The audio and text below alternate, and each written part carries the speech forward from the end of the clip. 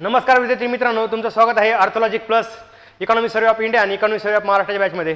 मित्रांनो, काल आपण डेमो लेक्चर पाहिलं आणि डेमो लेक्चरमध्ये आपली बॅच कशी रन होणार आहे ते आपण थोडंफार डिस्कस केलं आणि आलेले PYQ काय होते आणि एक्झाममधील PYQचा ट्रेंड कसा आहे इकॉनॉमी सर्वेमधून ते आपण पाहिलेलं आहे. तर आज आपण महाराष्ट्राचा इकॉनॉमी सर्वे चालू करणार आहोत आणि यानंतर आपण भारताचा इकॉनॉमी सर्वे घेणार आहोत. तर मित्रांनो, आपल्या एक्झाममध्ये जवळपास येणारे जे क्वेश्चन आहे भारताच्या इकॉनॉमी सर्वेमधून थोडेफार कमी येतात ॲज कम्पेअर टू महाराष्ट्र.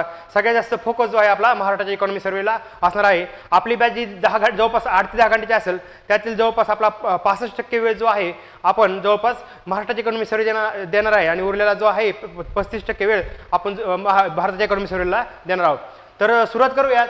तर आजची महाराष्ट्राचा आर्थिक पाहणी अहवाल 2024-25 पासून. तर लक्षात ठेवा की आपण त्याची अनुक्रमणिका पाहणार आहोत की आपल्याला चॅप्टर कोणते महत्त्वाचे आहेत, कोणते चॅप्टर कसे आहेत आणि कोणत्या चॅप्टरमध्ये जास्तीत जास्त क्वेश्चन येतात ते आपण डिस्कस करणार आहोत. तर पहिल्यांदा बघा की अनुक्रमणिका. पहिला टॉपिक जे आहे राज्य अर्थव्यवस्था, दुसरा आहे लोकसंख्या, तिसरा आहे राज्य उत्पादन, चौथा आहे किमती व सार्वजनिक वितरण व्यवस्था, पाचवा आहे लोकवित्त, सहावा आहे संस्थांद्वारे वित्त पुरवठा व भांडवली बाजार, सातवा आहे कृषी व संलग्न कार्य, आठवा आहे उद्योग आणि सहकार, नववा आहे पायाभूत सुविधा, दहावा आहे सामाजिक क्षेत्र. अशा प्रकारे आपण 10 टॉपिक पाहिले आता.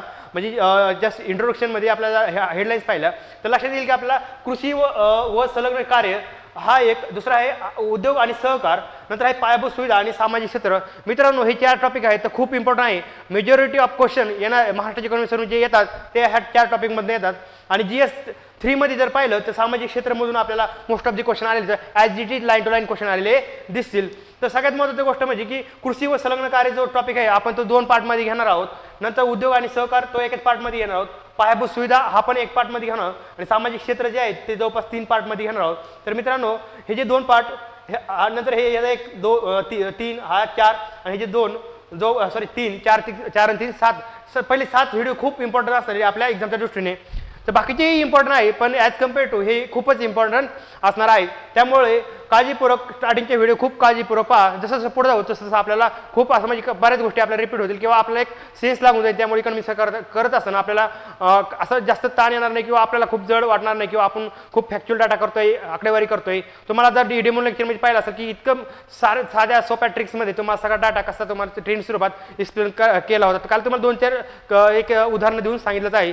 इथून पुढे सगळे आपली जी बॅच आहे ती अशीच रन होणार. त्यामुळे इकॉनॉमी सर्च करत असताना असं काही ताण येईल, टेन्शन येईल, डोकं दुखल असं काहीच होणार नाही. त्यामुळे तुम्ही बिंदास राहा. आता जर पाहिलं तर आपल्याला नंतरच आहे की व्याख्यासूची आहे. भारतातील राज्याचे निवडक सामाजिक व आर्थिक निर्देशक आणि महाराष्ट्रातील जिल्ह्याचे निवडक सामाजिक व आर्थिक निर्देशक ह्यातील काही थोडेफार इन्फॉर्मेशन आहे ते आपण लास्टला पाहणार आहोत. आणि सगळ्यात महत्त्वाचं हे आहे की मित्रांनो की जर पाहिलं तर महाराष्ट्र आणि भारताची तुलनात्मक माहिती जी आहे ह्याच्यावर नेहमी क्वेश्चन आलेला असतो. राज्य अर्थव्यवस्था काय आहे, लोकसंख्या काय आहे, राज्य उत्पन्न काय आहे, किमती व सार्वजनिक वितरण व्यवस्था हे आपल्याला पाहावं लागेल आणि लोकवित्तही आपल्याला पाहायचं आहे.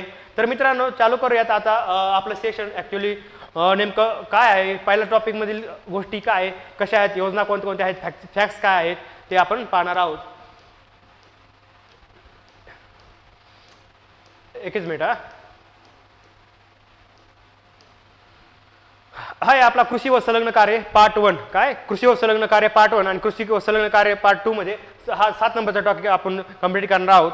तर मित्रांनो, कृषीमध्ये जर पाहिलं तर हा आपला 7.2 नंबरचा पॉईंट आहे. त्याच्यामधील राज्यातील कृषी क्षेत्रात मोठ्या प्रमाणात पीक विविधता असून यात प्रामुख्याने ऊस, कापूस, सोयाबीन, कडधान्य आणि फळपिके या सगळ्या पिकांचा समावेश आहे.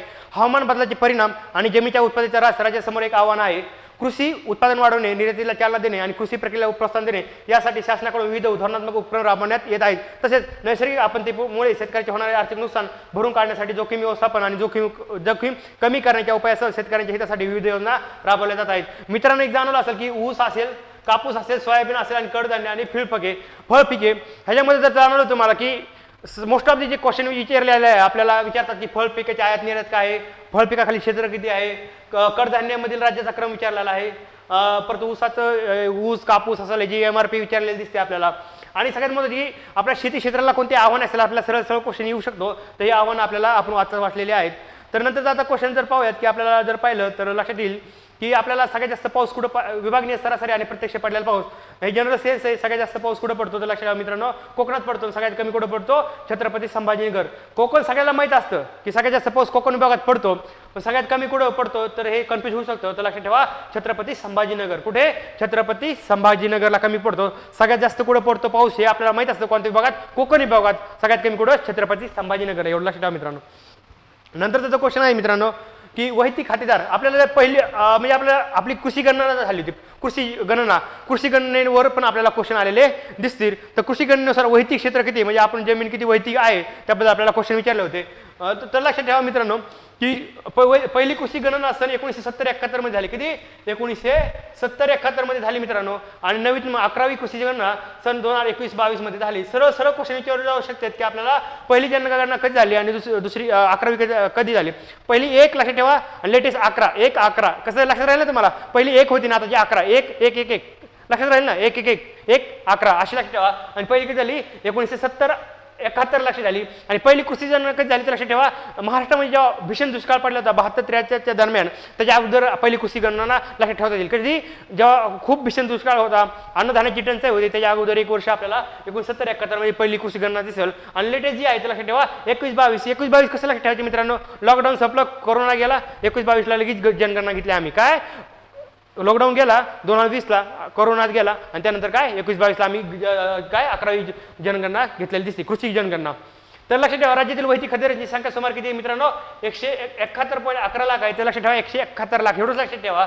आणि वैयक्तिक क्षेत्र सुमारे किती आहे 210.79 लाख हेक्टर व वैयक्तिक खात्याची सरासरी किती ते 1.3 हेक्टर 1.23 हेक्टर लक्षात ठेवा. तर मित्रांनो हे डायरेक्ट आपला क्वेश्चन विचारला असतो. आता तुम्ही म्हणता की ही आकडेवारी लक्षात ठेवायची का लाईन कसं ही कृषी गणना महत्त्वाची आहे त्यामुळं direct line to line question विचारला जाऊ शकतो. टेन्शन घ्यायचं नाही अवघड नाही. तुम्हाला ट्रिक सांगितली दुष्काळाच्या अगोदर भीषण दुष्काळाच्या अगोदर पहिली कृषी जनगणना झाली आणि लॉकडाऊनच्या नंतर 11वी झाली. लक्षात राहिलं 70-71 ते 21-22. आता वैयक्तिक खात्याची संख्या किती लक्षात ठेवा 171.11 लाख आहे मित्रांनो. लक्षात ठेवा 171 लक्षात ठेवा 171 इथला 71 इथला 71 लक्षात ठेवा. बरोबर आहे. पहिली कृषी गणनेचं 71 इकडलं 71 लक्षात ठेवा 171 लाख असं लक्षात ठेवा. आणि वैयक्तिक क्षेत्र सुमारे किती लक्षात ठेवा 210.79 लाख हेक्टर ते लक्षात ठेवा. फक्त 210 लक्षात ठेवा. किती 210 बरोबर आहे. 210 लाख 171ला आपण जुन्या आकडे केलं रिलेट केलं लक्षात ठेवण्यासाठी 171 आणि 21-22ला आता बघा 210 मध्ये काय 21 दिसतात ना. हे बघा 210 मध्ये 21 दिसतात असे बरोबर आहे. 210 हे 210 त्यामध्ये 21 असे दिसतात ना. तर 21 लक्षात ठेवा 21 कसे 21-22 21 म्हणजे इकडला लास्ट उचलला 71 इकडला स्टार्टिंगला उचलला आहे 21 असं लक्षात ठेवा. फक्त ट्रिक स्वरूपात लक्षात ठेवण्यासाठी तिथले लक्ष म्हणजे रिलेट करतात ना ते सेम आहे त्यामुळे ते रिलेट करण्यासाठी आपण लक्षात ठेवण्यासाठी करू शकतो. 171 लाख आहे इकडे किती 210 लाख. आणि वैयक्तिक खातेदार सरासरी किती 1.23 हेक्टर किती 1.23 123 आकडा लक्षात ठेवा किती 123 आणि त्यामध्ये पॉईंट टाकून द्या 1.23 हेक्टर आपलं सरासरी वैयक्तिक क्षेत्र आहे. आणि खालची जी इन्फॉर्मेशन आहे मित्रांनो तीही आपल्यासाठी महत्त्वाची आहे. कोणती तर लक्षात ठेवा की अनुसूचित जातीच्या वैयक्तिक खातेदाराची सन 1995-96 मधील सरासरी वैयक्तिक क्षेत्र 1.47 हेक्टर होते व ते 2015-16 मध्ये 1.24 हेक्टर झाले. किती 1.24 हेक्टर. तर लक्षात ठेवा मित्रांनो SC बद्दल विचारलेलं आपल्याला बरोबर आहे. अनुसूचित जातीबद्दल विचारलं आणि खाली विचारलं ST बद्दल. तर अनुसूचित जातीबद्दल विचारलं की ही 95-96ची आकडेवारी किती 95-96ची आकडेवारी आहे मित्रांनो. तर इथे किती पहिल्यांदा किती ती 1.47 आहे तर फक्त त्याला 1.4 करा मित्रांनो. आणि दुसरं जे आहे त्याला 1.24 आहे त्याला फक्त 1.2 लक्षात ठेवा. म्हणजे किती कमी झाली पहिल्यांदा 1.4 होती नंतर 1.2 झाली म्हणजे 1.4 1.2 म्हणजे ते 1 राहिलं आहे फक्त 4चा अर्ध झालं 2 1.4 1.2 लक्षात ठेवा बरोबर. एवढंच लक्षात ठेवा बाकीचं साल लक्षात नाही राहिलं तरी चालेल आपल्याला साल बरोबर देतील फक्त इकडे चुकवण्याचा प्रयत्न केला. 1.4 ते 1.2 SC कम्युनिटीसाठी आहे. ST साठी लक्षात ठेवा किती 2.15 हेक्टर आणि दुसरं आहे 2015-16 मध्ये किती 1.76. तर लक्षात ठेवा इथं कसं लक्षात ठेवा इथं लक्षात मी पॉईंटमध्ये लक्षात ठेवू नका इथं फक्त लक्षात ठेवा 2 इथं लक्षात ठेवा आणि 1 लक्षात ठेवा 2 आणि 1 लक्षात ठेवा असं लक्षात ठेवा 2 आणि 1. त्यामुळे कसं लागेल ST साठी लक्षात ठेवा 2 आणि 1 लक्षात ठेवा 2 पॉईंट समथिंग काहीतरी आहे 1 पॉईंट काहीतरी आहे पॉईंट मध्ये लक्षात ठेवणार राऊंड फिगर लक्षात ठेवा एवढं काय किचकट विचारणार नाही 2.1 पॉईंट असं काहीतरी आहे. मग ST मध्ये 2 पॉईंट लक्षात ठेवा 2.1 ST 2.1 लक्षात ठेवा आणि SC किती लक्षात ठेवा मित्रांनो 1.4 ते 1.2 असं लक्षात ठेवण्याचा प्रयत्न करा, हे विसरणार नाही. एस टी काय आहे लक्षात ठेवायचा 21 नंबर, एस टीचा 21 नंबर आहे. काय एस टीच्या गाडीचा नंबर काय आहे 21 आणि 21 म्हणजे काय 2 and 1 असं लक्षात ठेवा, ते चेंज झालेलं दिसल. महिला आता सगळ्यात महत्त्वाचं महिला वैयक्तिक खात्याचे प्रमाण 1995-96 मध्ये किती 12.9 होते, किती 12.9 होते, किती 12.9 बरोबर आहे 12.9 होते मित्रांनो.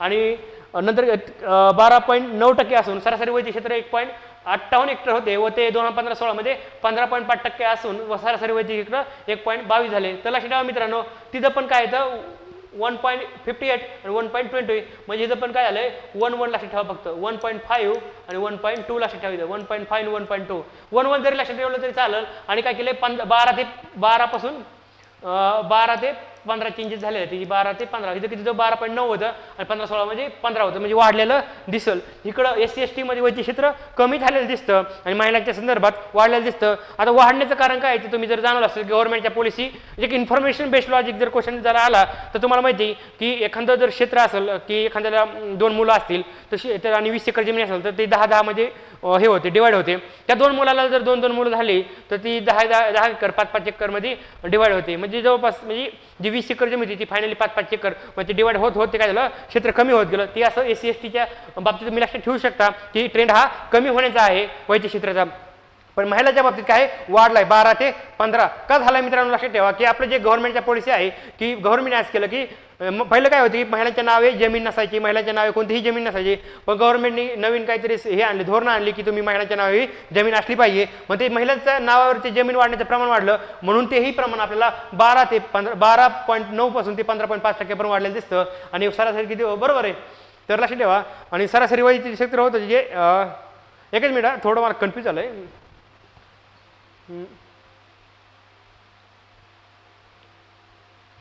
सॉरी एक मिनिट, ह्याच्यामध्ये कन्फ्यूज आहे की वैयक्तिक क्षेत्र जे होतं ते पर्सेंटेजमध्ये ते वाढलेलं दिसेल तुम्हाला, बरोबर आहे. थोडं माझ्या सॉरी जरा बोलण्याच्या थोडं माझ्याकडून चुकीचं झालं. हे SC STचं बरोबर एक्सप्लेन झालेलं आहे, तर फक्त इथं जरा चुकी झाली ते लक्षात ठेवा.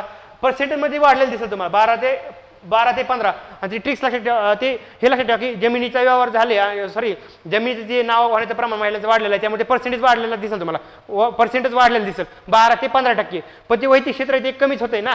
जरी मला सांग पर्सेंट म्हणजे महिलांच्या नावावर होणारी जमीन वाढली 12 पासून 15% झाली, पण ती सरासरी वैयक्तिक क्षेत्र ते कमी झालं ना.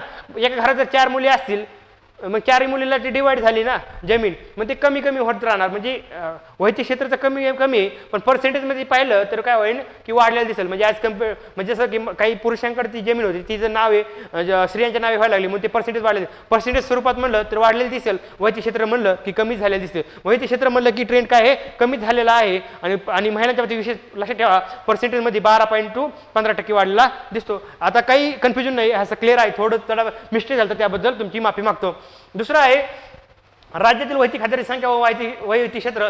मित्रांनो डायरेक्ट आपल्याला क्वेश्चन आलेला दिसतो की हे जे टेबल आहे आपला खूप महत्त्वाचं व आकार वर्ग व हेक्टर. आणि दुसरं महत्त्वाचं काय की लक्षात ठेवा ह्याच्यामध्ये आहे एकच मिनिट हां येस बरोबर आहे.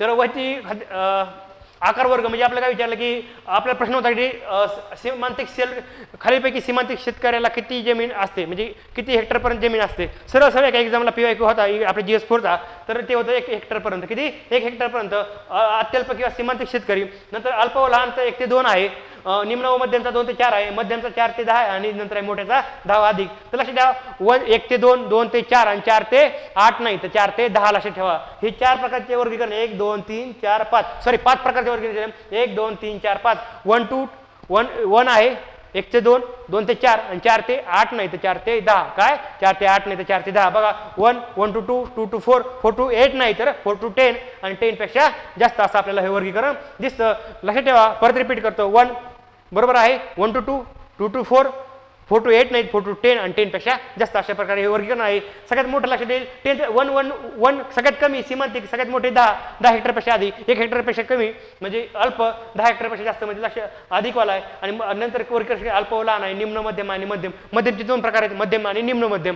मध्यम आणि निम्न मध्यम लक्षात ठेवा. आणि अल्प व लहान म्हणजे लक्षात ठेवा मोठेमध्ये किती तर लक्षात ठेवा एकच आहे 10 पेक्षा अधिक आणि मध्यममध्ये 2 येतं निम्न मध्यम आणि मध्यम. आणि अल्पमध्ये काय अत्यल्प आणि अल्प. काय अत्यल्प आणि अल्प.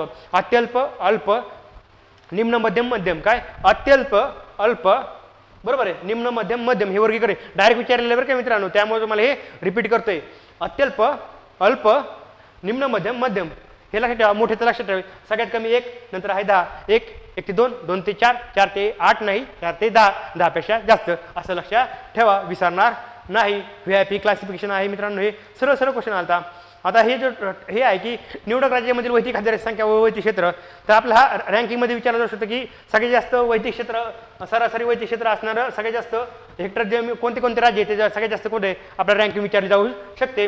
तर मित्रांनो लक्षात ठेवा की जर तुम्हाला जाणवलं की हा क्वेश्चन येऊन गेलेला आहे की अखिल भारतामध्ये वैयक्तिक क्षेत्र किती सरासरी लक्षात 1.08 हेक्टर म्हणजे किती 1.08 हेक्टर आहे. सरळ सरळ तो पण क्वेश्चन येऊन गेला होता सीमांतिक शेतकऱ्यांचा आणि हा पण येऊन गेलेला आहे. त्यामुळे आणि आता आपल्याला रँकिंग विचारली जाऊ शकते. तर मित्रांनो लक्षात ठेवा पहिल्या क्रमांकाला जे पंजाबला किती सरासरी 3.62 हेक्टर आहे.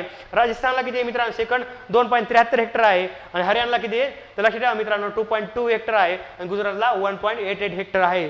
तर लक्षात ठेवा हे 4 राज्य ट्रेंडिंग आहेत, म्हणजे ट्रेंड आहे किंवा त्याची रँकिंग आपल्या लक्षात येईल. आता लक्षात कशी ठेवायचे टेन्शन घेऊ नका. ही ट्रिक्स आहे 1-2 वेळेस तुम्ही जर वाचली रिपीट केली तर 100% लक्षात राहील. आता मला सांगा पंढरी का राजा हरी की पालखी गुजरी हमारे घर से, ह्याची ट्रिक्स काय आहे पंढरी का राजा हरी की पालखी गुजरी हमारे घर से. तर लक्षात ठेवा मित्रांनो पंढरी का राजा म्हणजे काय लक्षात ठेवा पंढरी फॉर लक्षात ठेवा पंढरी पंजाब पंढरी पंजाब असं लक्षात ठेवा. राजस्थान राजस्थान हरी हरियाणा आणि गुजरीचं गुजरात काय पंढरी का राजा हरी की पालखी गुजरी हमारे घर से. तर काय पंढरी पंजाब पंढरी लक्षात ठेवा, राजा राजस्थान, नंतर आहे हरी हरियाणा लक्षात ठेवा आणि गुजरीचं गुजरात लक्षात ठेवा. आता तुम्ही म्हणता की हे वाक्य कसं लक्षात ठेवायचं पंढरी का राजा हरी की पालखी गुजरी हमारे घर से. आता हे हजय म्हणून कसं लक्षात ठेवायचं तर लक्षात ठेवा पालखी जर जाणार असेल तर पालखीला काय लागणार आहे जर समजा आता समजा लक्षात ठेवा की असं आपल्या समजा तुम्ही जर आता मी समजा बीडचा आहे, बीडून जर पालखी पंढरपूरला निघली तर ते काय करणार आहे खूप सारं क्षेत्र म्हणजे ती पायवाट हे आपले वारकरी जाणार आहेत. म्हणजे काय करणार वहिती म्हणजे ते क्षेत्र आहे क्षेत्र काय करणार पावलानं म्हणजे जाणार आणि ते काय करणार मार्गक्रमण करणार. तो रस्ता म्हणजे ते अंतर कापत आपल्या म्हणजे पंढरीच्या दर्शना म्हणजे पंढरपूरच्या दर्शन म्हणजे आपल्या पंढरीच्या राजाच्या दर्शनाला जाणार. बरोबर आहे. ते लक्षात तसं लक्षात ठेवा म्हणून ते काय केलं क्षेत्र म्हणलं की पंढरी एक एक पावलानं आपण क्षेत्र कमी करत आपण डायरेक्ट जात असतो ना वारकरी. लक्षात ठेवा आषाढी एकादशी असेल कार्तिक एकादशीला तसं लक्षात ठेवा पंढरी का राजा हरी की पालखी गुजरी हमारे घरचे अशा प्रकारे आपण लक्षात ठेवू शकता. आणि लक्षात ठेवा की महाराष्ट्राचं जे आहे तर लक्षात ठेवा महाराष्ट्राचं किती 1.34. आता हे कसं लक्षात ठेवा 1.08 इंडियाचं आहे 1.08. आता लक्षात ठेवा 1.08 इंडियाचं कसं लक्षात ठेवायचं 2023चा कट ऑफ बरोबर आहे 2023चा कट ऑफ लक्षात ठेवा 1.108 त्यात पॉईंट टाकून द्या 1.08 बरोबर आहे. मग ते काय अखिल भारताचं म्हणजे अखिल भारताचा कट ऑफ असं लक्षात ठेवा 1.08 असं काय ते वेळ लक्षात ठेवा. लक्षात राहिलं तर राहिलं नाही तर नाही पण 100% राहणार मी गॅरंटी देतो 1.08. आणि महाराष्ट्राचं किती 1.34 आणि ह्युमन डेव्हलपमेंट इंडेक्स किती भारताचा 134 आहे आपण ते आणि बरोबर आहे 134 आहे 193 देशामध्ये. मी आमच्या आपल्या POKच्या बॅचमध्ये पण सांगितलेलं आहे मित्रांना 1 2 का 4 गाणं आहे 1 2 का 4 1 2 का 4. आता आपलं काय 1 2 का 4 नाही तर 1 3 का 4 का तर आम्ही डेव्हलप झालो ना एकनं बरोबर आहे. मग असं लक्षात ठेवा तुमचं 1 2 का 4 तुमचं कमी आमचं 1 3 का 4 आहे 10 जास्त आहे असं लक्षात ठेवायचं 1 2 का 4 नाही तर 1 3 का 4 किती 193 देशामध्ये. मग ह्युमन डेव्हलपमेंट इंडेक्स पण कितीचा आहे 134चा आहे. आणि जर पॉईंट टाका महाराष्ट्राचा महाराष्ट्राचं काय वैयक्तिक क्षेत्र 1.34 असं लक्षात ठेवा. असं काय करा वेगवेगळे फॅक्ट्स आहेत ना असं एका जागेवर लिंक करण्याचा प्रयत्न करा. नंतर आहे नैसर्गिक आपत्तीमुळे झालेल्या नुकसानीची भरपाई जमिनीचा वापर सन 2023-24च्या जमीन वापराच्या आकडेवारीनुसार राज्याच्या एकूण भौगोलिक क्षेत्रापैकी भौगोलिक क्षेत्र किती मित्रांनो 307 लाख हेक्टर लक्षात ठेवा. किती 307 लक्षात ठेवा फक्त किती 307 किती 307 370 नाही बरं का मित्रांनो किती तुम्ही 370 कलम जोडू नका 307 काय 370 नाही तर 307 लक्षात ठेवा. असं पण काहीतरी करायचं हे नाही तर हे असं लक्षात राहतं काहीतरी असं काहीतरी कन्फ्यूज बनवलं काहीतरी असं काहीतरी लिंक केलं तर लक्षात राहा 370 नाही तर 307 लाख हेक्टर म्हणजे 370 जम्मू काश्मीरचं होतं आमचं 307 आहे असं लक्षात ठेवा. 370 कोणाचं होतं जम्मू काश्मीरचं होतं आमचं 307 आहे असं लक्षात ठेवा. लक्षात राहण्यासाठी करू शकता. आणि एकूण पिकाखाली स्थूल क्षेत्र किती लक्षात ठेवा मित्रांनो 246.67 लाख हेक्टर. तर त्याला आपण काय करू मित्रांनो ते हे नका लक्षात ठेवू किती लाख हेक्टरमध्ये तर लक्षात ठेवा फक्त 79.7 60% आहे स्थूल पिकाखाली स्थूल क्षेत्र आणि पिकाखाली निव्वळ क्षेत्र आहे 53.2%. म्हणजे ते लक्षात ठेवा 79 हे 79% लक्षात ठेवा. पिकाखाली स्थूल क्षेत्र आहे आणि पिकाखाली निव्वळ क्षेत्र आहे 53%. असं डायरेक्ट लक्षात ठेवा. पर्सेंटेजमध्ये पॉईंट असे ठेवणार 79-53. पिका स्थूल क्षेत्र किती जास्त असणार ना, स्थूल निव्वळपेक्षा स्थूल जास्त असतं 79 आणि निव्वळ किती 53. 79 विषम संख्या 53 विषम संख्या 7 विषम 9 विषम 5 विषम 3 विषम. म्हणजे 79 मधला 7 विषम 9 विषम 53 मधला 5 विषम आणि 3 पण विषम आहे 7 9 5 3 असं लक्षात ठेवा. म्हणजे काहीतरी जर पर्यायामध्ये जर लक्षात नाही आलं तर आपण शिकवताना वाचताना काहीतरी वाचलं होतं की बाबा काहीतरी वेळ होतं काहीतरी म्हणजे विषम संख्या होत्या. तेवढं जरी क्लिक झालं तुम्ही काय करा पर्यायामध्ये जर समसंख्या असेल तर डिलीट करा 7 9 5 3 लक्षात ठेवा 7 9 5 3. आणि त्याचमध्ये पण सांगतो मित्रांनो 7 5 लक्षात ठेवा 7 5 काय 7 आणि 5 विषम संख्या 7 आणि 5 7 9 5 3 असं लक्षात ठेवा. नंतर आहे हा चार्ट खूप महत्त्वाचा मित्रांनो. आपल्याला हे विचारतात राज्यातील जमिनीचा वापर सन 2023-24 विचारला आहे बरोबर आहे. तर मित्रांनो लक्षात ठेवा की पडीक जमीन किती निव्वळ पेरणी क्षेत्र किती आणि वनाखाली क्षेत्र किती हे आपल्याला बघावं लागेल. वनाखाली क्षेत्र किती महाराष्ट्रामध्ये 17% आहे. किती 17%. ते कसं लक्षात ठेवायचं मित्रांनो आकडा सांगतो की मला सांगा की आपण बोली भाषेकडे म्हणतो की तू वन तोडू नको, तू मागे पण झाडं तोडली होती आणि परत झाडं तोडायला आला. आपण काय म्हणतो खर्चावून परत काय म्हणतो पहिल्यांदा माफ करून टाकतो, परत तो ऐकत नाही. आपण काय म्हणतो तुला कळतं का नाही 17दा मी सांगितलं ना की झाडं तोडायची नाही, तू कशाला परत परत झाडं तो नाही तर मी वन विभागाला बोललो आणि तुझ्यावर कारवाई करायला लागलो. 17दा सांगितलं तरी ऐकत नाही म्हणून 17% लक्षात ठेवा. काय 17दा सांगितलं तरी ऐकत नाही वन विभागाचं म्हणून 17%. तरीही लोक झाडं तोडतात 17%. असं लक्षात ठेवा. वनाखाली क्षेत्र 17% आणि निव्वळ पडीक जमीन किती मित्रांनो तर 90%. 9% लक्षात ठेवायची. पडीक जमीन म्हणजे काय असते की जुनी जमीन असते काहीतरी म्हणजे पडून असते त्याकडे कोणी लक्ष देत नाही. पण पडीक जमिनीची आपण मशागत केली तर ती काय होती नवीन जमीन होती. म्हणजे कसं त्यामध्ये एकदम सुपीक होती, त्यामध्ये पिकं घेतली जातात. मग आपण काय म्हणतो नवीन जमीन. पडीक जमीन आपण काय म्हणतो नवीन जमीन. जर ती मशागती खाली आली तर मग पडीक जमीन नवीन जमीन. मग पडीकला नवीन करायची म्हणून नवीन लक्षात ठेवा 5 नवीन करायची ना पडीकची लक्षात ठेवा. पडीक म्हणजे नवीन 9%. किती 9 म्हणजे नवीन बरोबर आहे 9% नवीन जमीन असं लक्षात ठेवा. पडीकची नवीन करायची म्हणून 9%. आणि लागवड न केली इतर जमीन पण 9% आहे. लागवडीसाठी उपलब्ध असलेली जमीन 12% आहे. तर आपल्यासाठी महत्त्वाचं वनाखाली क्षेत्र आहे आणि पडीक जमीन सोबत लागवड न खाल्लेली पण लक्षात राहता येईल. आणि निव्वळ पेरणी क्षेत्र किती मित्रांनो 53% जे आपणच पाहिलेलं आहे. किती इथं 53%. इतकं साधं सोपं आहे. फक्त आपण कसं आपल्या डोस नजरेने डाटा बघता आला पाहिजे आणि त्याला लिंक करता पाहिजे. आपण खूप अभ्यास केलेला आहे. फक्त काय होतं आपल्याला काही सॉफ्ट स्किल आहे जे मी सांगतो ट्रिक्स बिक्स हे पॅरलली डेव्हलप केले पाहिजे आणि अभ्यासाला ह्याची 100% जोड दिली पाहिजे. खोटं नाही सांगत रिझल्ट ना सुपर सेव्ह येतो. आता मी तुम्हाला गॅरंटी देतो GS4ला माझा खरंच तुम्हाला इकॉनॉमिक्स सर्वेचा 100% फायदा होणार. मी बॉन्ड पेपर म्हणजे इतकी अतिशयोक्ती नाही मित्रांनो. पण मी आता तुम्ही म्हणता की तुम्ही काही पण बोलायला बॉन्ड पेपर हे पण ठीक आहे.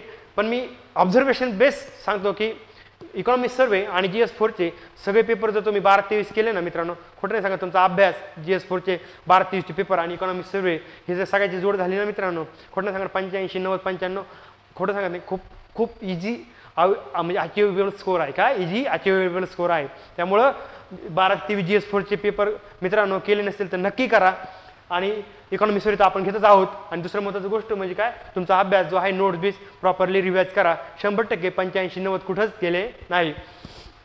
आता कृषी उत्पादन आहे खरीप पिके सन 2024-25च्या खरीप हंगामात 157.39 लाख हेक्टर क्षेत्रावर पेरणी पूर्ण करण्यात आली होती. मागील वर्षीच्या 156.58 हेक्टर तुलनेत सुमारे 6% जास्त आहे. एवढं लक्षात ठेवा. किती बाकीचं काही लक्षात ठेवा नका मित्रांनो. किती टक्के जास्त आहे पेरणी काय पेरणी पूर्ण करण्यात आली होती मागील वर्षीच्या 0.6% काय आहे ती खरीप हंगामातली काय जास्त आहे 0.6. खरीप हंगामातली 0.6% जास्त आहे. पण तेवढंच लक्षात 0.6 एवढंच लक्षात ठेवा. बाकी काही लक्षात नाही राहिले तरी चालेल.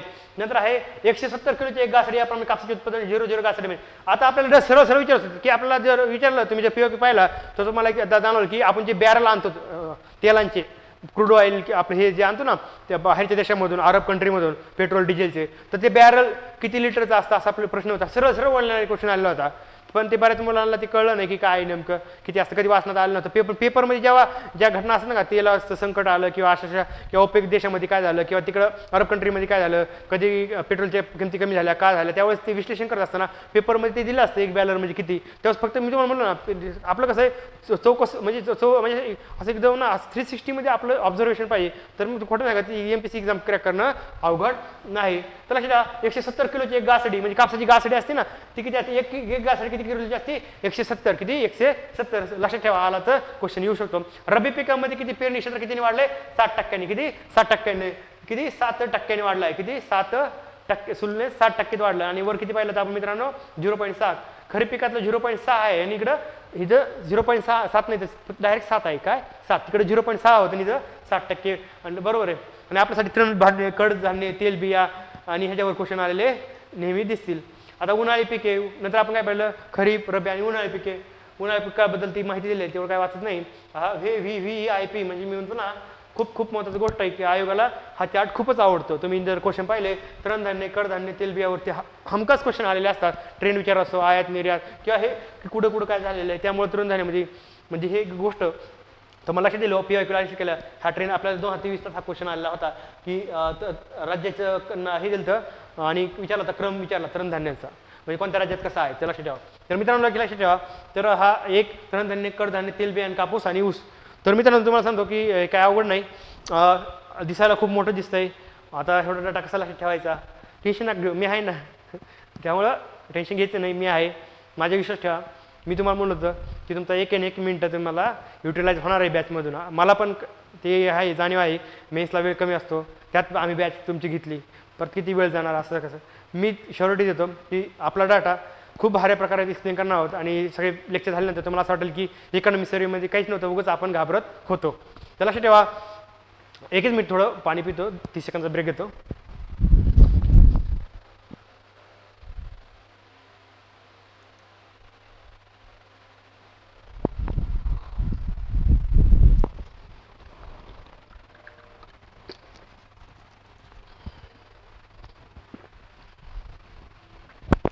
मित्रांनो आता तृणधान्य बदल तर मी डायरेक्ट काय करतो तृणधान्य राज्याची रँक कडधान्य राज्याची रँक तेलबिया राज्याची रँक कापूस राज्याची रँक आणि ऊस राज्याची रँक आणि काय सांगणार आहे ट्रिक्स सांगणार आहे आता मी इथं फास्टमध्ये घेणार आहे पण मित्रांनो तुम्ही व्हिडिओ पॉज करून ह्या ट्रिक्स बाजूला आपल्याला नोट डाऊन करा आणि 1-2 वेळेस परत रीड करा तर लक्षात तृणधान्य म्हणजे काय तर मी त्याची रेसिपी बनवली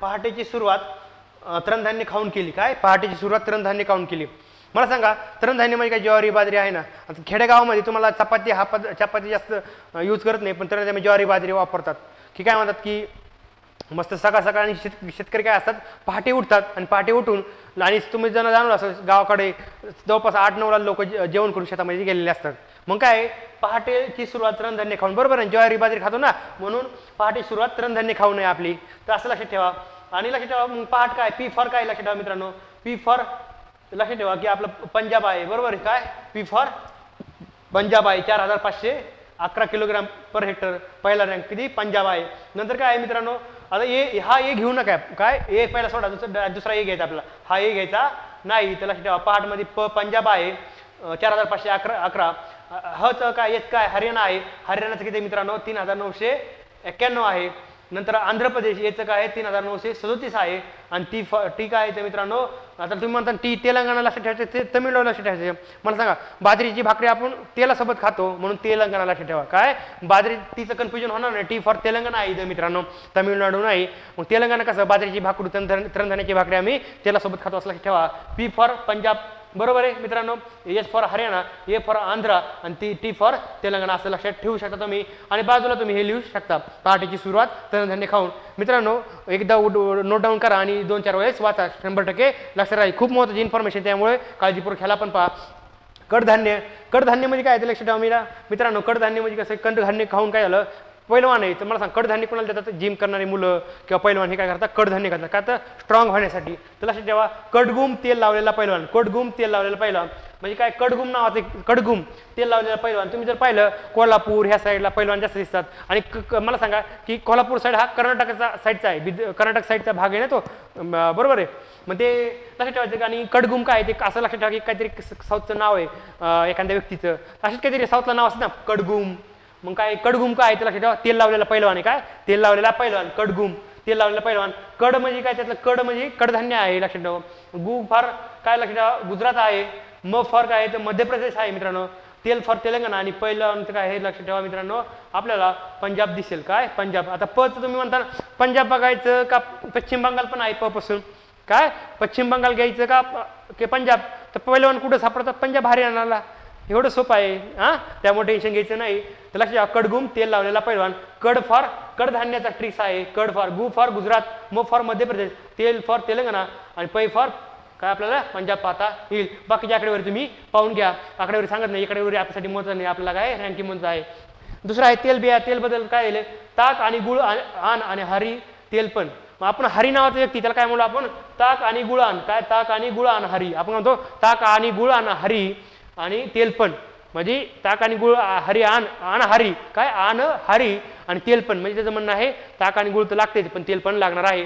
ताक आणि गुळ आण हरी तेल पण. ताकचं काय तामिळनाडू, गुळचं गुजरात, हरीचं हरियाणा, तेलचं तेलंगणा लक्षात ठेवा. आणि तेलचं अशी ट्रिक कशी लक्षात ठेवायची मित्रांनो, तर ते तुम्हाला हे झालं तृणधान्याचं लक्षात ठेवलं शेतकऱ्यावरनं, कडधान्याचं पैलवानावरनं राहिलं, तेलबियाचं लक्षात ठेवा. नावातच तेल आहे ना, ताक आणि गुळ आणि हरी, ताक आणि गुळ आण हरी तेल, मग ते तेल नावातच आहे ना म्हणून लक्षात ठेवा तेल. त्यामुळे ते लक्षात ठेव, ते एक तुमच्या लक्षात राहील. तामिळनाडू गुजरात हरियाणा आणि तेलंगणा हा असा क्रम पाहता येईल. कापसाचा लक्षात ठेवा, कापसाचं काय पंजाब आणि पश्चिम बंगाल आणि गुजरातचा राजा कर्ण. काय पश्चिम बंगाल आणि गुजरातचा राजा कर्ण. तुम्हाला एक जाणवलं असेल की इंग्रजांचं जेव्हा आपल्या म्हणजे राज्य होतं तेव्हा आपल्याला पश्चिम बंगाल आणि जे आहे की काय लक्षात ठेवा गुजरात किनारपट्टी, म्हणजे हिचं काय होतं लक्षात ठेवा असं की दोन्ही असं कसं समांतर आहे ना, एक पूर्व बाजूला एक पश्चिम बाजूला. हिचं काय होतं त्यांच्या वसाहती होत्या किंवा त्यांचे वखारी होत्या.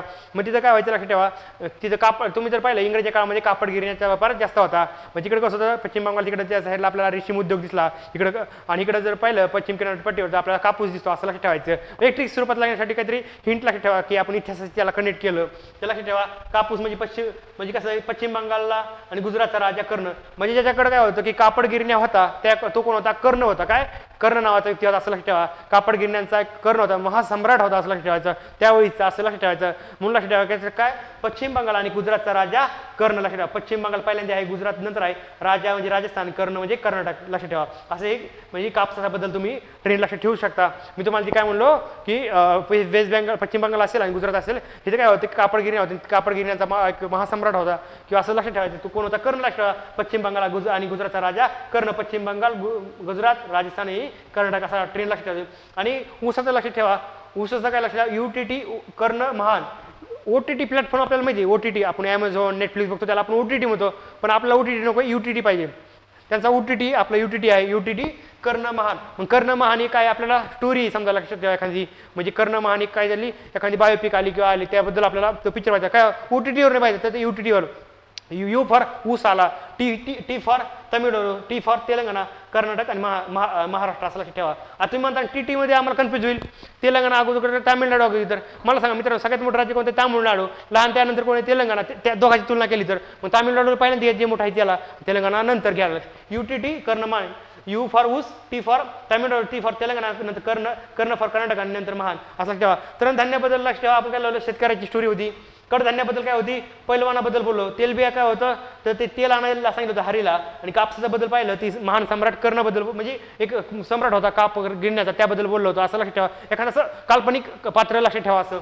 आणि नंतर ऊसाचं आपण OTT नव्हतं तर UTT म्हणलं होतं. कर्ण महान, काय कर्ण महान, महान कर्ण नाही, महान असं कर्ण नाही करायचं, म्हणजे असं तसं नाही पाहिजे. कर्ण महान असं लक्षात ठेवा, हे कन्फ्यूज होणार नाही. हो, आणि तुम्ही म्हणता की आम्हाला नंतर परत कन्फ्यूज होईल महान कर्ण का कर्ण महान, तर लक्षात ठेवा कर्णचं काय होतंय लक्षात ठेवा के होते, बरोबर आहे मित्रांनो.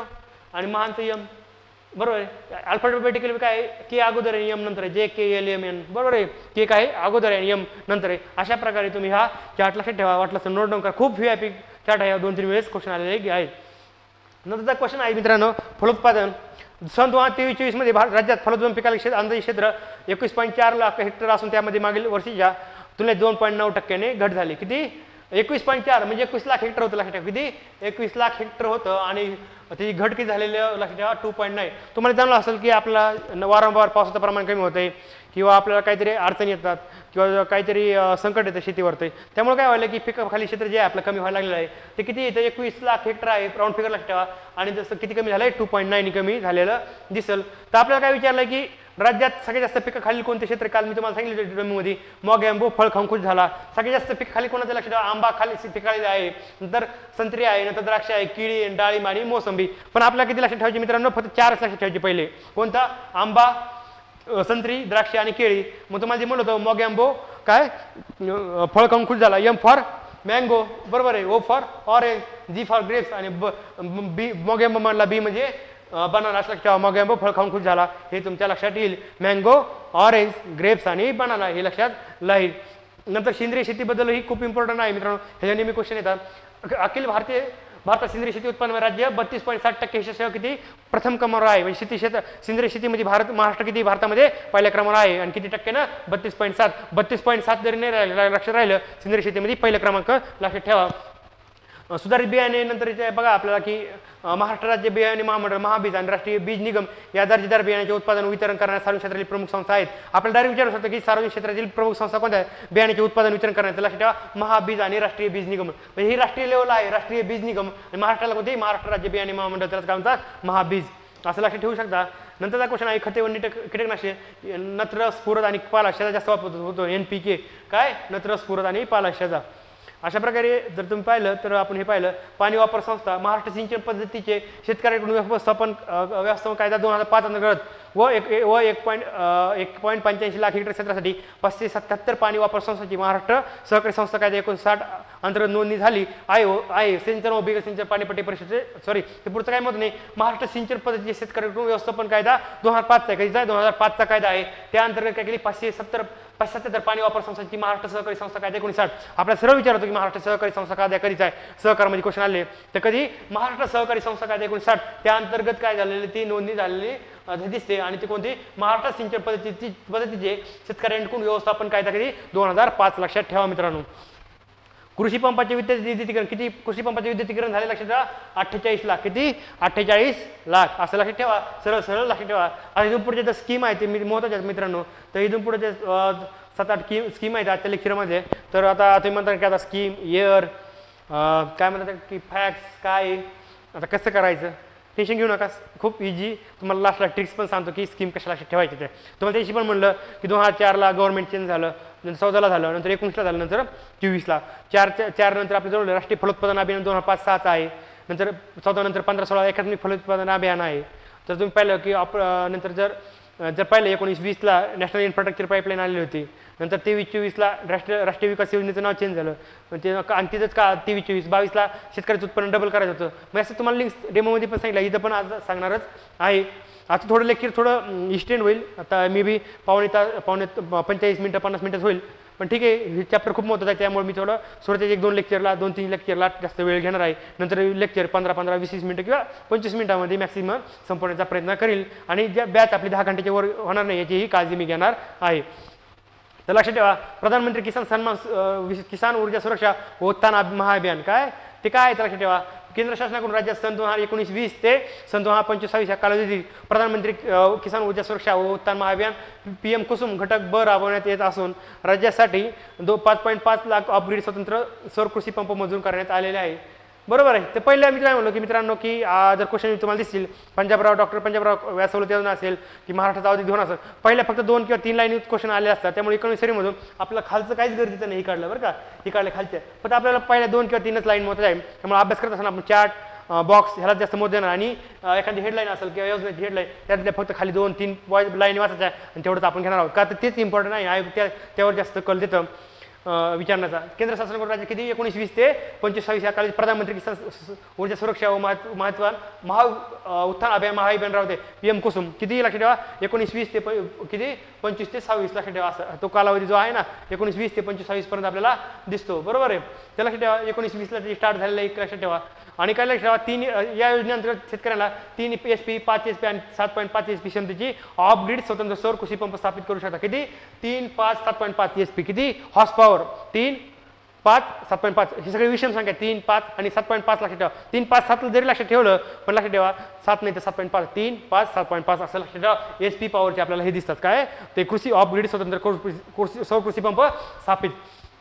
नंतर लक्षात ठेवा कृषी वित्त पुरवठा लक्षात ठेवा शेतकऱ्यांना शासनाकडून विविध बँकाचे सहकारी संस्थांमार्फत अल्पमुदतीचे कर्ज पतपुरवठा इत्यादीवर आर्थिक सहाय्य पुरवले जाते. राष्ट्रीय कृषी व ग्रामीण विकास बँक नाबार्ड ही संस्था महाराष्ट्र राज्य सहकारी बँका व जिल्हा मध्यवर्ती सहकारी बँका प्रादेशिक ग्रामीण बँका अनुसूचित वाणिज्य बँका यांच्यामार्फत अल्प व मध्यम मुदतीचे कर्ज पुरवते. किती लक्षात ठेवा हे महत्त्वाचं वाक्य काय करते नाबार्ड कोणामार्फत ह्या सर्व जे आहेत ना त्याच्यामार्फत काय करते अल्प व मध्यम मुदतीचे कर्ज पुरवते. नेहमी क्वेश्चन आले अल्प मुदत दीर्घ मुदत नेहमी क्वेश्चन विचारले आपल्याला. तर लक्षात ठेवा मित्रांनो राष्ट्रीय कृषी ग्रामीण विकास बँक नाबार्ड ही संस्था महाराष्ट्र राज्य सहकारी बँक काय दुसरं जिल्हा मध्यवर्ती सहकारी बँक प्रादेशिक ग्रामीण बँक आणि अनुसूचित वाणिज्य बँकांच्या मध्ये अल्प व मध्यम मुदतीचे कर्ज पुरवते. ती डायरेक्ट पुरवत नाही नाबार्ड. नाबार्ड काय करते ह्यांना कर्ज देते आणि ते नंतर शेतकऱ्याला कर्ज देतात. काय एवढं लक्षात ठेवा कन्फ्युज होऊन देऊ नका. नाबार्ड डायरेक्ट देत नाही कर्ज तर कर्ज ह्यांना देते कोणाला ह्या संस्थांना. संस्था ही आपल्या शेतकऱ्यांना कर्ज देते आणि ती किती अल्प आणि मध्यम मुदतीचे एवढं लक्षात ठेवा मित्रांनो. यामध्ये काय लक्षात ठेवा सन 2024-25 करिता राज्याच्या प्रधान क्षेत्रासाठी वार्षिक कर्ज आराखडा 7.25 लाख कोटी आहे. हे लक्षात महत्त्वाचं नाही आहे. यामध्ये कृषी आणि संलग्न कार्यक्षेत्रात प्रधान क्षेत्रामधील हिस्सा 24.5% आहे. किती हे महत्त्वाचं 24.5% आहे. अनुसूचित वाणिज्य बँका प्रादेशिक ग्रामीण बँका महाराष्ट्र राज्य सहकारी बँक व जिल्ह्यामध्ये सहकारी बँका यांनी दिलेल्या कर्जाचा तपशील आपल्याला पाहता येईल. तर मित्रांनो आपल्याला डायरेक्ट हा क्वेश्चन आलता की सगळ्यात जास्त कर्ज कोणाला दिलं 2023चा क्वेश्चन आहे. तर लक्षात ठेवा मित्रांनो सगळ्यात जास्त कर्ज जे दिलं होतं लक्षात ठेवा 86,000 समथिंग. हे जे होतं ना अनुसूचित काय वाणिज्य बँकेला दिला होता 1 नंबरला. 2 नंबरला ह्याला दिलं होतं 25,978. महाराष्ट्र राज्य सहकारी बँक व जिल्हा मध्यवर्ती बँक हे 2 नंबरला आणि 3 नंबरला जे होतं RRB कसं 3 नंबरला RRB हे 3 किती 3 लक्षात ठेवा. RRB हे काय 3 अक्षर आहेत म्हणून 3 लक्षात ठेवा. असं आपण नेहमी आपल्या सवय लागली असते RRB कसं 3 लक्षात ठेवा. अनुसूचित वाणिज्य बँक 1 नंबरला आहे. महाराष्ट्र राज्य सहकारी बँक व जिल्हा मध्यवर्ती सहकारी बँकला 2 नंबरला आणि 3 नंबरला RRBला कर्ज दिलेलं दिसतं. 23चा डायरेक्ट क्वेश्चन आहे मित्रांनो इथं आलेला. आणि आपलं जे पाहिलंच की हे नेहमी ह्यावर ॲग्री इकॉनॉमीबद्दल तुम्हाला दिसतील ह्याच्यावर सारखे क्वेश्चन आलेले दिसतील. नंतर आहे किसान क्रेडिट कार्ड योजना राज्य सन 2023 मध्ये महाराष्ट्र राज्य सहकारी बँकेने 31.34 लाख किसान क्रेडिट कार्डचे वाटप केले. ठीक आहे आपलं म्हणजे नाबार्ड 1998ला आलेले कधी 1998 आणि कोणती JV गुप्ता कमिटी कोण नाबार्ड 1998 JV गुप्ता कमिटी. लक्षात ठेवा मित्रांनो. पीक विमा आणि आर्थिक सहाय्य लक्षात ठेवा. पीक विमा योजना जी आहे नैसर्गिक आपत्ती किडा किंवा रोगामुळे पिकाचे नुकसान झाल्यास शेतकऱ्यांना आर्थिक सहाय्य देण्यासाठी ही योजना राज्यात सन 2016 पासून राबवण्यात येत आहे. या योजनेअंतर्गत अधिसूचित पिकानुसार शेतकऱ्यांना विम्याच्या रकमेच्या कमाल 5% रक्कम विमा हप्ता म्हणून जमा करावी लागते व विमा हप्त्याची उर्वरित रक्कम शासनामार्फत जमा केली जाते. राज्य शासन सन 2023-24 पासून सर्वसामायिक पीक विमा राबवित आहे ज्यामध्ये शेतकरी पीक विमा पोर्टलवर नोंदणी करून आणि प्रीमियम करून फक्त रुपये 1 भरून योजनेत सहभागी होऊ शकतात. आता लक्षात ठेवा मित्रांनो हे खूप महत्त्वाचं आहे. नेहमी आपल्याला पीक विम्याबद्दल क्वेश्चन आले दिसतात पीक विमा आणि पीक विम्याची वर्ष. तर लक्षात ठेवा की आपल्याला काय केलेलं आहे की लक्षात ठेवा की किती टक्के विम्याच्या किती टक्के रक्कम भरायची 5% शेतकऱ्यांनी भरायचे. उरलेलं 95% कोण भरणारे गव्हर्नमेंट भरणारे म्हणजे टोटल किती झालं 100%. विम्याचा हप्ता कोण भरणारे 5% स्वतः शेतकरी भरणार आहे आणि 95% उरलेलं कोण भरणार आहे गव्हर्नमेंट भरणार आहे. असं लक्षात ठेवा 5-95 असं लक्षात ठेवा. आणि कधीची 2016 पासून प्रधानमंत्री पीक विमा येते. आपण पाहिलं की 14 गव्हर्नमेंट झालं आणि एकात्मिक फलित उत्पादन अभियान जे होतं 15-16 पुढचं घ्या काय 16 पुढचं घ्या प्रधानमंत्री पीक विमा 16. आणि लक्षात ठेवा सर्वसामायिक कधीपासून 23-24 पासून. तर लक्षात ठेवा 23 कसं लक्षात ठेवायचं शेतकऱ्याचं उत्पन्न डबल का करायचं 22 पासून पुढे गेलं 23-24 येईल काय बरोबर 22 पासून 23-24 हे राहील. एखादं फल उत्पादन अभियान पुढचं 16 15-16चं 16 घ्या इथे. आणि दुसरं काय आहे मित्रांनो लक्षात ठेवा की हे जे आहे की आपल्याला जर पाहता येईल की काय 23-24 पासून सर्वसामायिक म्हणजे 22ला डबल केलं आणि ते पुढं 23-24 सर्वसामायिक आपल्याला दिसेल. अशा प्रकारे ही लक्षात ठेवा 5% शेतकरी 95% कोण गव्हर्नमेंट आणि 16 पासून राबवण्यात आलेले आहे आणि सर्वसामायिक 23-24. हवामान आधारित फळ पीक विमा योजना आहे. द्राक्षे आंबा डाळी केळी संत्री मोसंबी पेरू चिक्कू लिंबू काजू सीताफळ आणि स्ट्रॉबेरी या फळ पिकांसाठी राबवण्यात आहे. हे डायरेक्ट लक्षात राहतील एवढं काही टेन्शन नाही ह्याचं. आता हे डॉक्टर बाबासाहेब आंबेडकर कृषी स्वावलंबन योजना आणि बिरसा मुंडा कृषी क्रांती योजना. लक्षात ठेवा मी ही योजना ही एकच वाचतो कारण की या दोन्ही योजना बऱ्यापैकी सेम आहे. फक्त काय आहे वरती SC साठी आणि खालती ST साठी आणि सगळ्यामध्ये थोडं नाव चेंज आहे. त्यांचा क्रायटेरिया किंवा उद्दिष्टे सारखीच आहे. लक्षात ठेवा डॉक्टर बाबासाहेब आंबेडकर कृषी स्वावलंबन योजना लक्षात ठेवा या योजनेअंतर्गत 0.40 हेक्टर ते 6 हेक्टरपर्यंत क्षेत्र असलेल्या अनुसूचित जातीच्या शेतकऱ्यांना 100% महत्त्वाचं काय 100% अनुदानाच्या स्वरूपात आर्थिक सहाय्य दिले जाते. जमिनीची उत्पादकता वाढवण्यात उद्देशाने या योजनेअंतर्गत नवीन विहीर जुन्या विहिरीची दुरुस्ती शेतकऱ्याचे प्लास्टिक अस्थिरीकरण विहिरीत बोरिंग शेतपंप वीज मीटर जोडणी खर्च सूक्ष्म सिंचन संच असं परत बाग शेतीची उपकरणे HDPE PVC याबद्दल म्हणजे शेतीसाठी जे जे लागते ना त्यासाठी आपल्याला ते मदत करणार आहे. 0.40 ते 60 हेक्टर लक्षात ठेवा किती 0.40 ते 6 हेक्टर ह्या आकडा लय महत्त्वाचा बरं का 0.40 आणखी एका योजनेमध्ये 0.40 येणार आहे. त्यामुळे 0.40 तिथे लक्षात ठेवा आणि 6 हेक्टर 0.40 हेक्टर ते 6 हेक्टर लक्षात ठेवा 4-6 असं 0.40 ते 6. आणि बिरसा मुंडा कृषी क्रांती योजना ST साठी सेम आहे ती वाचून दाखवणार नाही पण बघा हे 0.40 ते 6 0.40 ते 6 सेम आहे. क्रायटेरिया सेम आहे, सगळं सेम आहे. फक्त डॉक्टर बाबासाहेब आंबेडकर स्वावलंबन योजना आहे ती SC साठी आहे आणि बिरसा मुंडा कृषी क्रांती योजना आहे ST साठी आपल्याला बघता येईल. नंतर महात्मा ज्योतिराव फुले शेतकरी कर्जमुक्ती योजना 2019 राज्याच्या शेतकऱ्यांना दिनांक 1 एप्रिल 2015 ते दिनांक 31 मार्च 2021 या कालावधीत एक किंवा अधिक संस्थांकडून घेतलेली व दिनांक 30 सप्टेंबर 2021 पर्यंत थकीत झालेली पीक कर्ज माफ करण्याच्या उद्देशाने राज्य शासनाने ही योजना सन 2019-20 मध्ये सुरू केली. तर मित्रांनो ते कधी लक्षात ठेवा की 15 पासून ते 19 पर्यंत कालावधी होता. लक्षात ठेवा म्हणजे गव्हर्नमेंट कधी आलं 14ला मग आणि परत गव्हर्नमेंट चेंज होणार 19ला मग तो मधला जो पिरियड आहे ना 15 ते 19 त्या दरम्यान ही आपल्याला कर्जमुक्ती योजना आपल्याला दिसते. तुम्हाला माहिती पॉलिटिकल आंबिशन असतं कर्जमुक्ती का आता इलेक्शनमध्ये सगळ्यात मोठा मुद्दा काय असतो कर्जमुक्ती आणि कोणताही पक्ष असेल तर ते काय करतं ह्या त्यांच्या ज्या जाहीरनाम्यामध्ये ते उद्देश असतो. तर मला लक्षात ठेवा इलेक्शन कधी झालं 14 झालं म्हणजे लगेच सुरुवात झाली 15ला नंतर इलेक्शन 19ला येणार आहे ना मग ह्या पट्टा पाहिजे 15 ते 19 असा आपल्याला लक्षात ठेवा. सुरुवात कधी झाली लक्षात ठेवा 19ला सुरुवात झाली पण ते काय म्हणजे मागून ती लागू केली 15 ते 19 बद्दल का तर 19ला लागू झाली ना मग मागचं कर्ज माफ करायसाठी ती मागणं लागू करावं लागेल ना म्हणजे मागच्या सालापासून. महात्मा ज्योतिराव फुले शेतकरी कर्जमुक्ती योजना 2021 अंतर्गत प्रोत्साहनपर लाभ योजना. आता काय की लक्षात ठेवा ही पहिली होती की कर्जमुक्ती दुसरी आहे प्रोत्साहनपर लाभ योजना. पीक कर्जाची नियमित परतफेड करणाऱ्या शेतकऱ्यांना प्रोत्साहन देण्यासाठी योजना आहे आणि 5 जुलै 2022 पर्यंत राज्यात राबवण्यात येत आहे. सन 2017-18 ते सन 19-20 या कालावधीत कोणत्याही 2 वर्षात पीक कर्ज घेतलेल्या व पूर्ण कर्जाची वेळेत परतफेड केलेल्या शेतकऱ्यांना पीक कर्जाच्या रकमेनुसार जास्तीत जास्त 50,000 रकमेचा लाभ या योजनेनंतर दिला जातो. लक्षात ठेवा मित्रांनो लक्षात ठेवा हे काय आहे लक्षात ठेवा म्हणजे ती जी त्या योजनेअंतर्गत ही योजना आहे आणि कसं नियमित कर्ज फेड करणारे जे शेतकरी असतात ना त्यांना 50,000चा लाभ दिला का ते प्रोत्साहन म्हणजे त्यांना कसं त्यांनी जर कर्ज फेड केली तर त्यांना काय करायचं त्यांना आपण काय करू 50,000चा काय करा आपल्याला लाभ द्यायचा आहे. मग ते काय करतील त्यांना प्रोत्साहन भेटलं की गव्हर्नमेंट जर आपण कर्ज जर नियमित फेडलं गव्हर्नमेंट आपल्याला 50,000 देते म्हणजे कसं होतं एक प्रकारे चांगला मेसेज समाजामध्ये जाईल की आपण कर्ज रेग्युलर फेडा आपल्याला पण गव्हर्नमेंट आपल्याला मदत करेल. किती 50,000 लक्षात ठेवा डायरेक्ट. आणि कधीपासून चालू झाली 2022 पासून शेतकऱ्याचं उत्पन्न कधी करायचं डबल 22 पासून असं लक्षात ठेवा. 2017-18 ते 19-20 दरम्यानची ती कर्ज होती 50,000 फक्त लक्षात ठेवा काय कधी 2022 पासून स्टार्ट झाली आणि 50,000 एवढं जरी लक्षात ठेवलं तरी चाललं. त्या योजनेअंतर्गत ही योजना डॉक्टर पंजाबराव देशमुख सवलत योजना डायरेक्ट आलेला क्वेश्चन आहे मित्रांनो बघितला तर तुम्हाला दिसेल. अल्पमुदतीच्या पीक कर्जाची नियमित परतफेड करण्यात राज्यातील शेतकऱ्यांना प्रोत्साहित करण्यासाठी योजना राबवण्यात येत आहे. घेतलेले कर्ज प्रत्येक वर्षाच्या दिनांक 30 जून पर्यंत नियमित अदा केल्यास शेतकऱ्यांना या योजनेत व्याज सवलत अनुदान देण्यात येते. शेतकऱ्यांना 3 लाखापर्यंत कर्जात केंद्र शासनाकडून 3% व्याज अनुदान येते. त्याचप्रमाणे राज्य शासनाने 3 लाखपर्यंत कर्ज घेतलेल्या रकमेवर शेतकऱ्यांचे व्याज अनुदान 1%वरून 3% वाढ झाली. तर लक्षात ठेवा किती लक्षात ठेवा 30 जून पर्यंत नियमित अदा केल्यास ते जरी लक्षात नाही राहिलं चालले पण शेतकऱ्यांच्या काय सगळ्यात मोठं काय अल्पमुदतीच्या पीक कर्जाची नियमित परतफेड किती अल्पमुदत हे मदत आहे अल्पमुदत महत्त्वाचे काय अल्पमुदत. डॉक्टर पंजाबराव देशमुख सवलत योजनेसाठी अल्पमुदतीच्या कर्जासाठी आहे लक्षात ठेवा. आणि लक्षात ठेवा की शेतकऱ्यांच्या 3 लाखापर्यंत कर्ज केंद्र शासन 3% व्याज अनुदान देते. किती 3% व्याज अनुदान देते किती 3%. तुम्ही जर पाहिलं असेल की 60% आपल्याला ते 3 लाखाचं कर्ज भेटतं तर गव्हर्नमेंट काय करतं 3% देतं आणि 4% आपल्याला भरावं लागतं. काय म्हणलं तुम्हाला की आपण जे कर्ज घेत असतो ते 60% भेटतं किती लाखापर्यंत 3 लाखापर्यंत गव्हर्नमेंट 3% भरतं आणि आपल्याला 4% भरावं लागतं. हे तुम्हाला PY आल्याला दिसतो. डायरेक्ट हा स्टेटमेंट विचारलं होते मी जे बोललो ते आत्ताचे. मला लक्षात ठेवा आता मला सांगा अल्पमुदत का दीर्घमुदत कसं लक्षात ठेवायचं मला सांग दीर्घमुदतीसाठी कशाला मला सांग एखाद्याने 1 कोटीचं लोन घेतले 2 कोटीचं लोन घेतले आणि गव्हर्नमेंट म्हणलं आम्ही भरतो असं होणार नाही ना. किती म्हणजे सरकारची दिवाळखोरी निघेल ना जर मोठमोठाले कर्ज जर सरकार जर हे करायला लागलं तर दिवाळखोरी निघेल. तर मला सांगा शेतकरी बिचारी काय करतात छोटं कर्ज घेतात त्यामुळे ते करतात शेतकऱ्याला मदत होण्यासाठी काय छोट्या लोनसाठी करू शकतात म्हणून अल्प असं लक्षात ठेवा मोठ्यासाठी नाही तर अल्प लक्षात ठेवा. प्रधानमंत्री किसान सन्मान निधी कधीचं लक्षात ठेवा अत्यल्प भूधारक शेतकऱ्यांच्या उत्पन्नात जोड देण्यासाठी केंद्र शासन सन 2018 पासून प्रधानमंत्री किसान सन्मान निधी योजना PM किसान राबवण्यात आहे. या योजनेत पात्र शेतकरी कुटुंबांना एकूण 6,000 वार्षिक अनुदान 3 समान हप्त्यात थेट लाभांतर हस्तांतरित दिले जातात. लक्षात ठेवा प्रधानमंत्री किसान सन्मान निधी तुम्हाला माहिती असेल सगळ्याला माहिती 6,000 दिले जातात 3 हप्त्यामध्ये 2,000चे 3 हप्ते असतात. 18-19 पासून आहे लक्षात ठेवा मित्रांनो. आणि लक्षात ठेवा अल्प आणि अत्यल्प भूधारक अल्प आणि अत्यल्प बरोबर आहे अल्प बरोबर अल्प आणि अत्यल्प बरोबर आहे.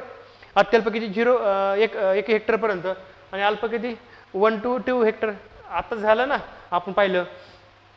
प्रधानमंत्री किसान सन्मान निधी नमो शेतकरी महासन्मान निधी योजना कधी लक्षात ठेवा प्रधानमंत्री किसान योजनेअंतर्गत पात्र शेतकऱ्यांच्या उत्पन्नात जोड देण्यासाठी दिलेल्या आर्थिक सहाय्य व्यतिरिक्त काय अतिरिक्त आर्थिक सहाय्य देण्यासाठी राज्य शासनाने 2023 पासून ही योजना राबवत आहे. या योजनेद्वारे PM किसान योजनेअंतर्गत पात्र शेतकरी कुटुंबांना प्रतिवर्ष 6,000 वार्षिक अनुदान 3 समान हप्त्यात थेट लाभ हस्तांतरण DBTद्वारे दिली जाते. म्हणजे डायरेक्ट बेनिफिट ट्रान्सफरद्वारे दिले.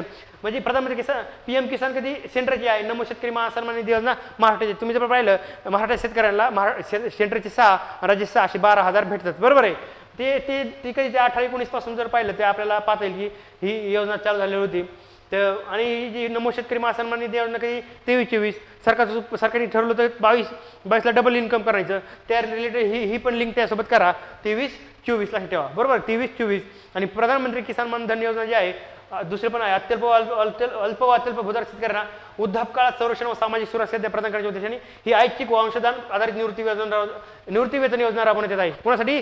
अल्प व अत्यल्प भूधारक शेतकऱ्यांना. तिथे पण अल्प व अत्यल्प लक्षात ठेवा. अल्प आणि अत्यल्प योजना लक्षात ठेवा. अत्यल्प भूधारक शेतकऱ्यांना वृद्धापकाळात संरक्षण व सामाजिक सुरक्षा प्रदान करण्याच्या उद्देशाने ही ऐच्छिक व अंशदान आधारित निवृत्ती योजना राज्यात राबवण्यात येत आहे. लक्षात ठेवा.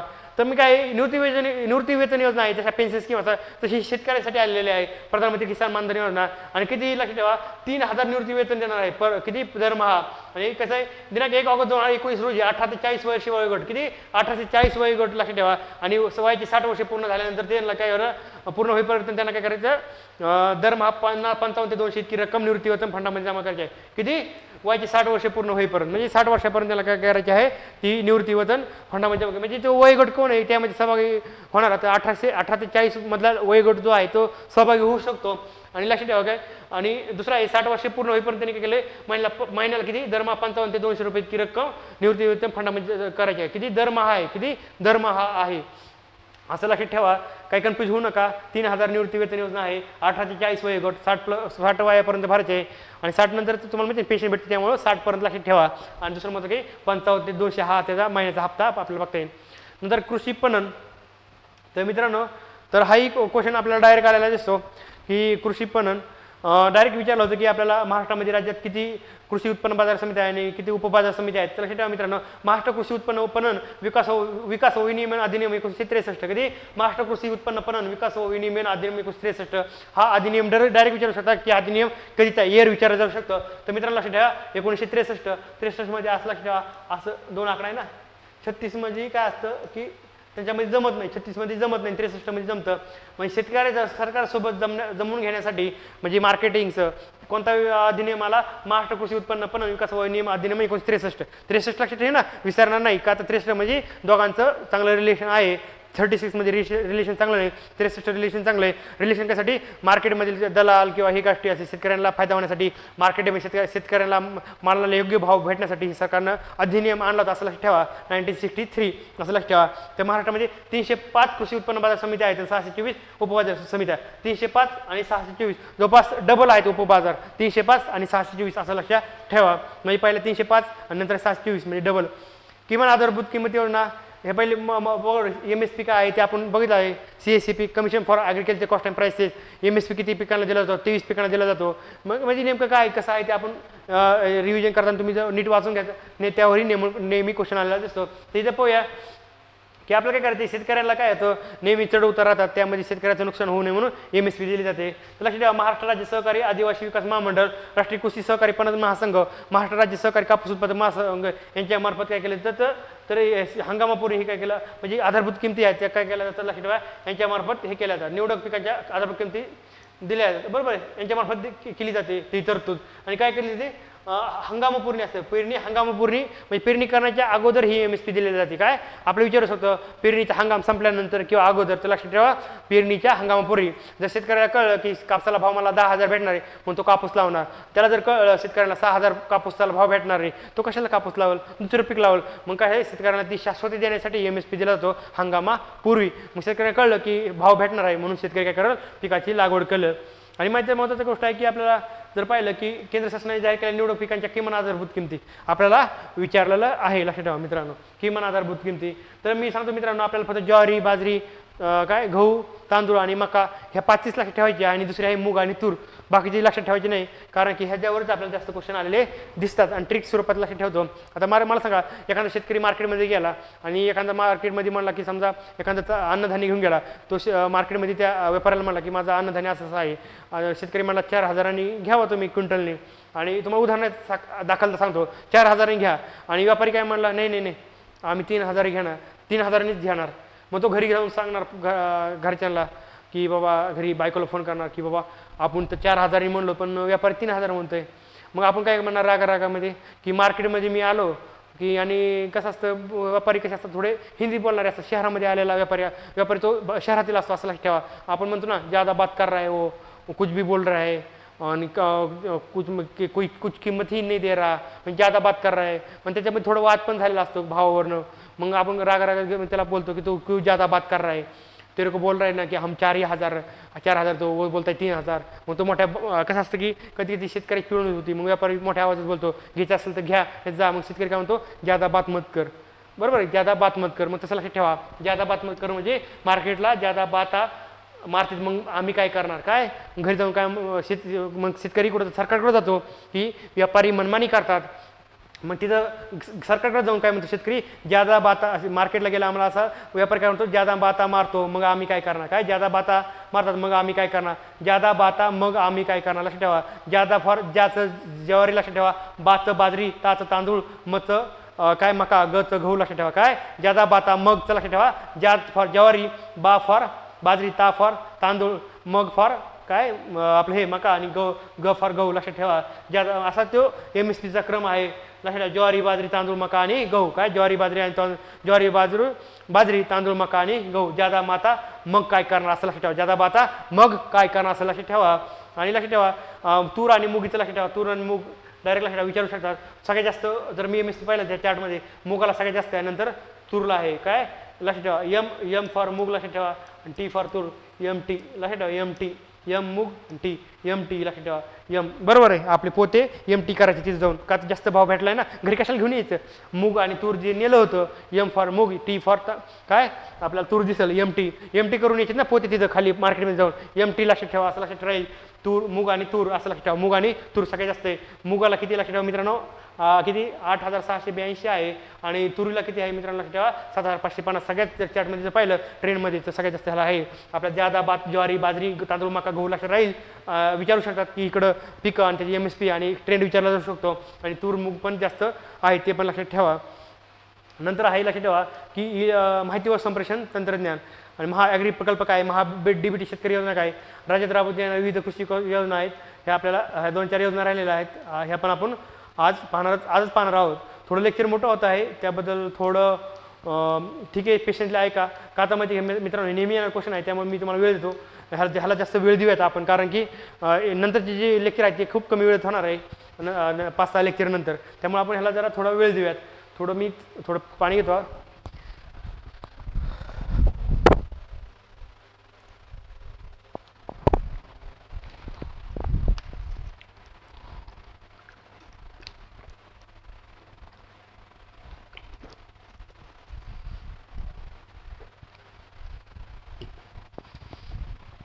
आता मित्रांनो हा जे लेक्चर आहे तर लक्षात ठेवा मला वाटतं 1 तास झाला आहे तर मला वाटतं मी इथेच थांबतो.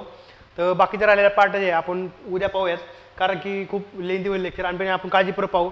तुम्ही टेन्शन घेऊ नका नंतर लेक्चर फास्ट संपवतो वेळ घेणार नाही कारण ते पहिले जे टॉपिक आहेत जे VIP आपल्याला खूप काळजीपूर्वक घ्यायची कारण की लाईन टू लाईन क्वेश्चन आलेले आहे. तुम्ही काळजी करू नका नंतर लेक्चर मी कमी करतो आणि 10 घंट्याच्या वर बॅच जाणार आहे ह्याची मी काळजी घेतो त्यामुळे तुम्ही निवांत राहा. आपण काय करू तर ॲग्रीचे 2 टॉपिक 2 पार्टमध्ये जे करणार होतो तर आपण काय करू 3 पार्टमध्ये करू. ठीक आहे आज इथे थांबूयात आणि टेन्शन घेऊ नका. जर तुम्हाला जाणं असेल की खूप व्यवस्थित होतं आहे सगळं फक्त पेशंटली ऐका असं खूप मी तुम्हाला गॅरंटी सांगतो की इकॉनॉमिक्स सर्वे पाहून तुमचं काही नुकसान होणार नाही. उलटं तुम्हाला म्हणलं ना आर्थोलॉजी प्लस तुमचे मार्क 100% वाढणार तिची मी काळजी घेतो. ठीक आहे all the best for mains 2000 आपली मुख्य परीक्षा 2024साठी तुम्हाला ऑल द बेस्ट. आणि घाबरू नका कधी वाटलं की अरे भीती वाटते काय होईल कसं होईल स्वतःला एकच सांगायचं डर के आगे जीत आहे. बरोबर ते ऋतिक रोशनची हे आहे ना काय म्हणते आपला जाहिरात आहे बरोबर आहे माउंटन डिओ ती ब्रँड आहे ती जाहिरात करतो तर त्यामध्ये ती लय भारी मला ती टॅगलाईन खूप आवडते डर के आगे जीत आहे. कधी पण बघा तुम्हाला एखादी गोष्ट आधी अवघड वाटते तर नंतर ती गोष्ट यायला लागल्यानंतर खूप भारी वाटतं नंतर मग असं वाटतं की अरे सोपं आहे. त्याच्या अगोदर भीती होती नंतर काय सोपं आहे. तुम्ही इंग्लिश बघा मुलांना असं वाटतं की खूप अवघड होती पण जेव्हा इंग्लिश करायला लागतं सगळं हॉकॅप पाठ होती ग्रामर कळतं सगळं करतं नंतर इंग्लिश लिहायला येते वाचायला येते पण इंग्लिशच्या अगोदर करायच्या अगोदर किती भीती असते मग भीती नंतर काय आलेलं असतं सोपं इझी झालेलं असतं म्हणून म्हणतो डर के आगे जीत आहे. म्हणजे काय आधी भीती वाटते पण जर करत गेलो तर नंतर चांगलं होतं. ठीक आहे इथेच थांबूया. थँक्यू.